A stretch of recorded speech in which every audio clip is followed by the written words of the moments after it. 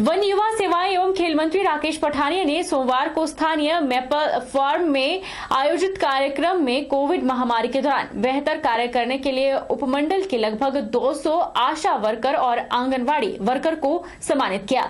One मंत्री ने कहा कि सभी लोगों के सामूहिक प्रयासों से प्रदेश सरकार कोविड की दोनों लहरों की चुनौतियों से लड़ने में कामयाब हुई है। इससे पहले वन मंत्री ने प्रधानमंत्री के साथ कोरोना वॉरियर्स और वैक्सीन लाभार्थियों के साथ वैक्सीन संवाद कार्यक्रम में भाग लिया। प्रदेश में उपचुनाव स्थगित किए जाने पर यूथ कांग्रेस नाचन ने विरोध जताया है। युवा कांग्रेस प्रदेश प्रवक्ता अनिल कुमार ने बताया कि सरकार ने उपचुनाव स्थगित करवाकर यह साबित कर दिया है कि उन्हें इस उपचुनाव में हारने का खतरा उत्पन्न हो गया था। उन्होंने कहा कि प्रदेश में जनमानस उपचुनाव के माध्यम से सरकार को तमाचा लगाने के लिए बिल्कुल तैयार बैठी थी, जिसके भय से प्रदेश सरकार चुनाव करवाने से भाग रही है। प्रदेश में उपचुनाव स्थगित किए जाने पर यूथ कांग्रेस नाचन ने इसका जमकर विरोध किया है। यूथ कांग्रेस प्रदेश प्रवक्ता अनिल कुमार ने कहा कि उपचुनाव में भाजपा सरकार की पोल खुलने वाली थी, इसलिए उन्होंने यह कदम उठाया है। उन्होंने स्पष्ट किया कि चुनाव आयोग भी भाजपा सरकार के इशारे पर काम कर कठपुतली बनकर रह गया है। हिमाचल में डबल इंजन वाली भाजपा सरकार पूरी तरह से फेल है। उन्होंने कहा कि उपचुनाव में कांग्रेस की सत्ता का रास्ता बिल्कुल साफ था, जिसका भाजपा को डर सता रहा था। उन्होंने कहा कि हिमाचल में कानून व्यवस्था पूरी तरह से चरमरा गई है। यूपी की तरह हिमाचल में भी जंगल राज अपने पांव पसार रहा है।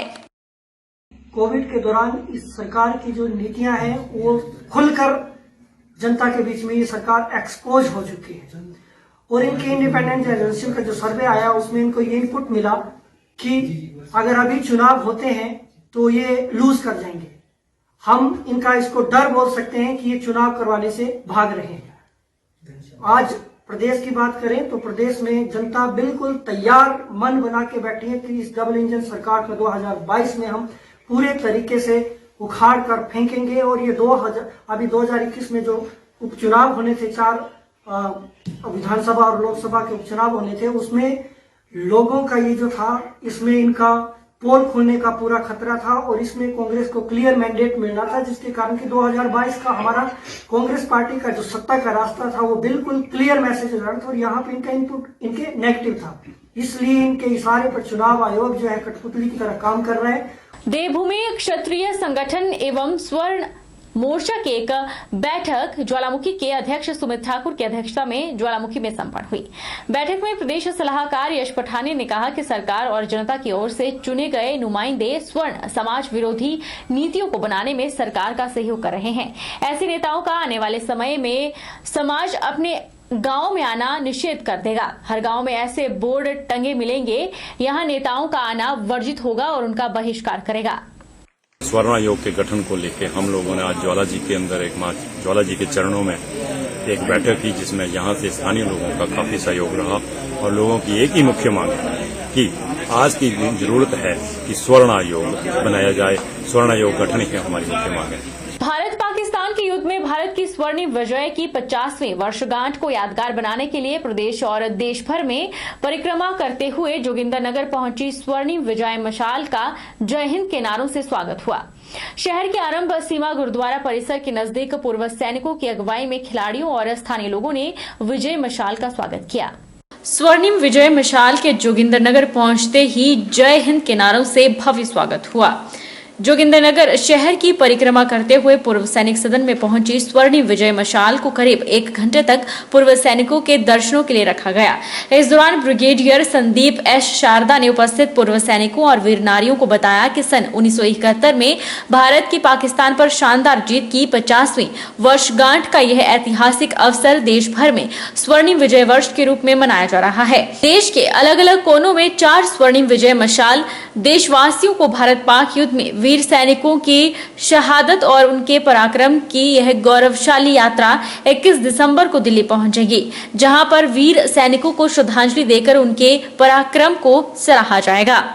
मंडी जिला के जोगिंदरनगर की नजदीकी नेर घरवासड़ा पंचायत के उप प्रधान राकेश जम्वाल ने कांगड़ा पुलिस पर बेटे पर प्रताड़ना के संगीन आरोप लगाकर प्रदेश पुलिस महानिदेशक से स्वतंत्र जांच की मांग उठाई है। आरोप है कि उनके बेटे पर कांगड़ा पुलिस ने साजिश के तहत झूठा मामला दर्ज कर न केवल मारपीट की है, बल्कि घंटों बंधक बनाकर भी रखा। मंडी जिला के जोगिंद्रनगर के नजदीकी नेर घरवासड़ा पंचायत के उप प्रधान राकेश जम्वाल ने कांगड़ा पुलिस पर बेटे पर प्रताड़ना के आरोप लगाए हैं। आरोप है कि मंडी कांगड़ा सीमा के बीड़ में 29 जुलाई को सादी वर्दी में 4 से 5 लोगों ने करीब 4 घंटे तक उसे बंधक बनाकर रखा और जब बेटे और स्वजनों ने उससे मारपीट पर आवाज उठाई तो उसे जबरन पुलिस थाने में बंद कर दिया।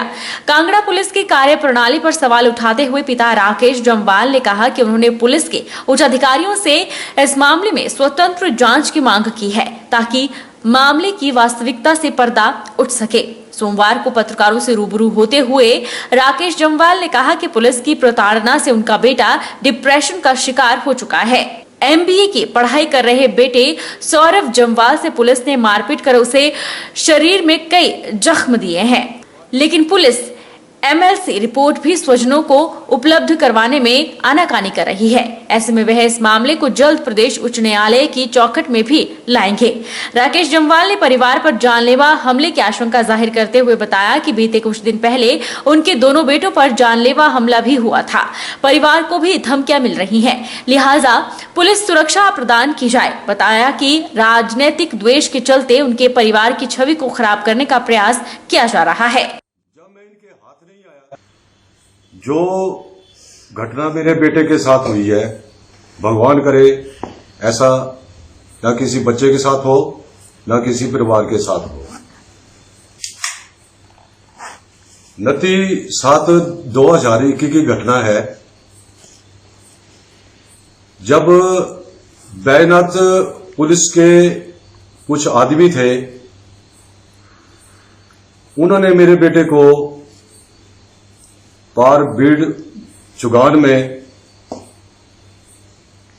बिना मतलब से बाहर से रोड से घसीटते हुए उसके ऊपर चर्च का केस बनाया।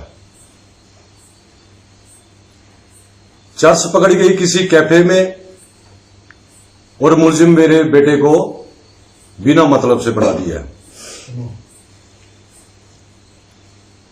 मैं आज इसलिए इस बात को रखना चाहता हूं कि जो भी मेरे साथ, मेरे बच्चे के साथ, मेरे बेटे के साथ हुआ है, इससे मैं बहुत दुखी हूं। मेरा परिवार पूरा दुखी है और जो मेरा बेटा पकड़ा गया है वो इस वक्त अपनी मानसिक स्थिति से बिल्कुल बाहर है।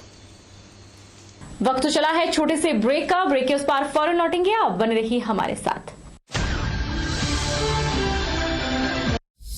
अभिलाषी university admission start for 2021 and 22.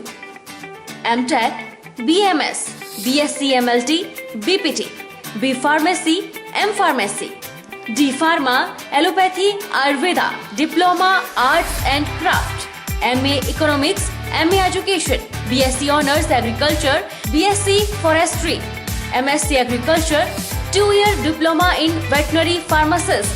Also contact for 4-year Integrated BA, BEd, BSc, BEd, MSc in Geology, PGDCA, MBA, PhD in Education, Management, Pharmacy, Geology, Engineering and Agriculture.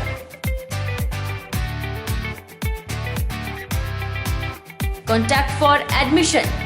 Abhilashi University, Chalchok, District Mandi, Himachal Pradesh.